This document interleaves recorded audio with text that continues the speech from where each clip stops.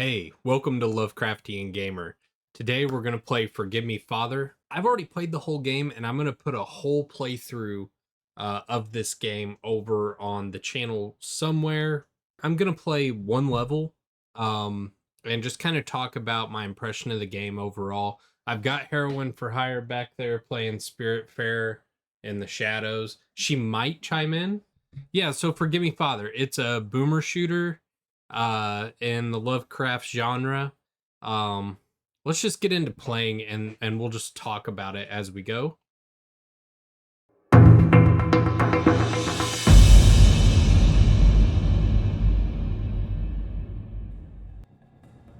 All right, so we're gonna pick a level here. We want to be the journalist. I played as the journalist in my run through.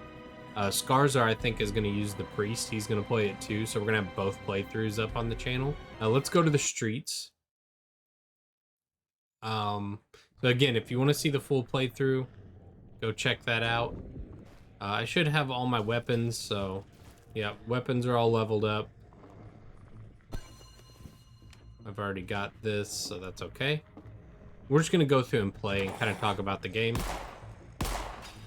I won't miss you. Ooh, oh, that's way too loud.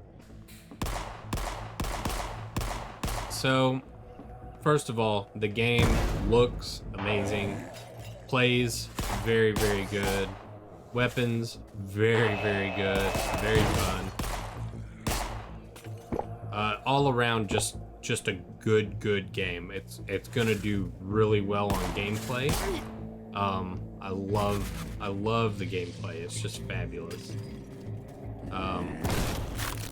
Yeah, really good.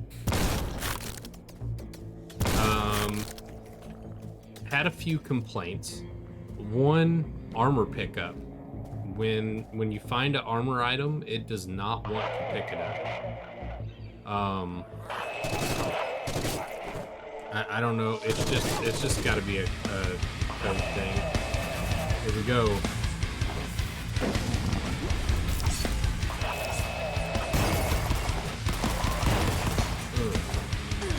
Yeah, so, I mean, there we go. That armor picked up fine. Good opportunity for it to fail, and it didn't. But, yeah, it would, basically what would happen, you'd run over that armor, and I guess law is it wouldn't register that you pick it up. The other common complaint that we had I have no strong feelings one way or the was... Yep, see, pick that one up fine. The other common complaint was the bad guys. So it's a Lovecraftian game. I'm not gonna say who the boss is or anything, but it's Lovecraftian. No, it is for sure. The story itself was Lovecraftian, but for whatever reason, they did not use any Lovecraft characters. Sorry, that's not true. They almost didn't use any Lovecraft characters. So, like the monsters, there are some blob dudes that are eyeballs and tentacles. They're basically Shoggoths. But for whatever reason, they called them gobblers. It's not that you can't have lore of your own in the game, but you went to the trouble to make a Shoggoth. Why not just name it a Shoggoth? I didn't really understand that. Oh, there it goes. So that was a common complaint, was that the bad guys are sometimes just generic and sometimes not generic, but also not the real creatures. And so we didn't like that too much. Good opportunity for improvement. It's got a ton of lore pieces. Really like that. The bad guys do look good. Some of them are a little obnoxious, a little challenging.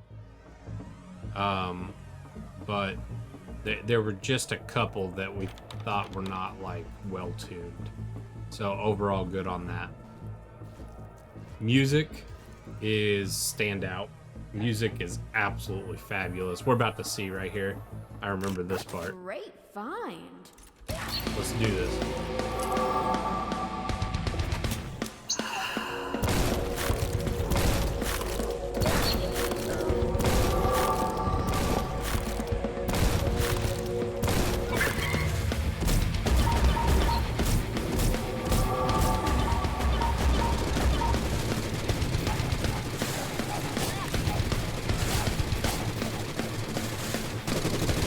I'm just screaming. Oh, there it goes.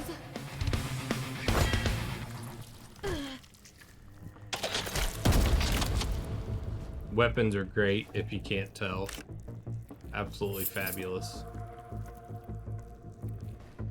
Yeah, so that was the music. All good. Weapons are good. Power-ups are good. I probably could have used them much better in my run, but overall it was good.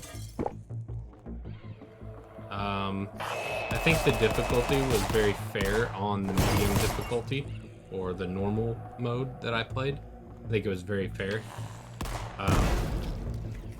Yeah, like, I've got just something for the pain. not very much to complain about, honestly. It's just a good game. There were a couple levels that really stood out, especially because it is a boomer shooter, so everything is just walk and shoot. And so there were a couple levels that stood out. One in particular, and I don't want to spoil it, but there was it was a diving bell level. We'll just say that. And it was awesome. Absolutely awesome. The game's chock full of lore pieces for the story. And it kind of builds its own story, which, you know, I've said before, I'm not going to knock a Lovecraft game for building its own lore instead of using Lovecraft's lore. No issues with that. So it builds its own lore, its own story. It, for the most part, nails the feel of Lovecraft, the storytelling feel, the aesthetic. It was a little disorienting. Oh, there it goes. Because there were some translation issues. So, you know, props to foreign developers for making the game in the first place. I can't really, like, I speak English, that's my language. Pig Latin is the only other language I speak. But there were some parts where the story, voice acting, and the writing were lackluster. So, again, not a huge hit, but there were times where we were laughing at Roaming the streets the translation or the way that they We said need it. to get to higher ground. I want to make sure we clear everybody here before we end the level.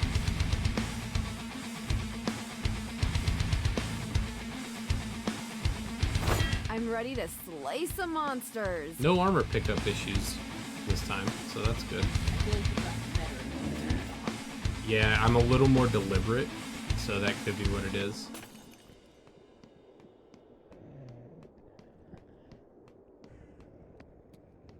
Boom, there we go. Yeah, that's Forgive Me Father. All right, so now it's the part where we do the arbitrary scoring. Basically, I use a made-up scoring system to tell you if you should play this game. All right, so our first category is lore. So this is how much in the Lovecraft lore or a Lovecraft adjacent lore was the game. And I think that it had good lore. Quite a few of the monsters were Lovecraftian. The story was Lovecraftian. It capitalized on the dank seaside aesthetic. It capitalized on some insanity aesthetics. They cooked madness into the game. That was a usable resource, was the madness. Some of the characters were very much there. Some of the characters were kind of like the dollar store version. I think I'm going to go 4 out of 5 on lore. I'm knocking it down because the names that they picked were stupid. Some of them, like the Gobbler, and there were others like it. Man, that Gobbler just stands out to me so much. 4 out of 5. Sorry, 4 out of 5. Um, Aesthetic. It really did feel like a Lovecraftian universe. It used darks and blacks to really make the environment oppressive. There were a lot of things in the aesthetic that really just made it Lovecraft. There were parts where it, even though it looked like a comic book, it felt more like I don't know, like Sinking City or something. Like it had that environment, and I really liked that. The monster aesthetic was mostly good. There were a few generics, like it threw a lot of zombie like creatures at you, especially early on. But later on, there were cultists. There were guys throwing fish grenades and all kinds of stuff. I mean, aesthetically, I think it was very good. Not just on its, not just in the Lovecraftian style, but I think the aesthetic in general was very, very good. Like as its own aesthetic, it really stamped its own look and feel aesthetic. So I'm going, I think 4 out of 5 on the aesthetic also. Last category is gameplay. So forget all the Lovecraft stuff. Is it a good video game? And I'm gonna say, yeah, it is a good video game. Also, it's a boomer shooter, so it's kind of straightforward, right? Walk, shoot, first person shooter. It's very on rails. It's not super deep, but it's long. It has 32 levels. It has 2 playable characters. I don't know if they have different storylines right now, but 2 fully unique playable characters, so you got some replay value.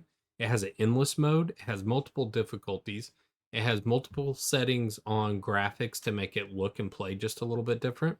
Full controller support, skill trees, a lot of different weapon options, and it has weapon variants. It has equipment. I mean, honestly, it's the whole package. It's got everything that you want out of a boomer shooter. A great soundtrack, great visuals to boot. I just think it's great. It hitched a couple times, maybe one crash. The armor thing was a bit annoying. There were some weird level design choices, like with some platforming, and also there was a part where it set a precedence that you could, that it wouldn't let you fall, and then it did let you fall. Would And then later on it wouldn't let you fall again. So that was a little disorienting because you were never sure where you could walk when it came to platforming sections. I think overall it's just a really good game. I think I'm gonna go 4 out of 5 on gameplay also. Yeah. Yeah, I would agree. Yeah. Okay. Yeah. So that's what, 12 out of 15. 4s across the board. That's good. That's a great game. I totally suggest buying it. All right, that's Forgive Me Father. Go check out the full playthrough if you're interested, or go check out another episode of Lovecraftian Gamer. There will be more of them sometimes, probably weekly or whatever. I don't know. Thanks for watching.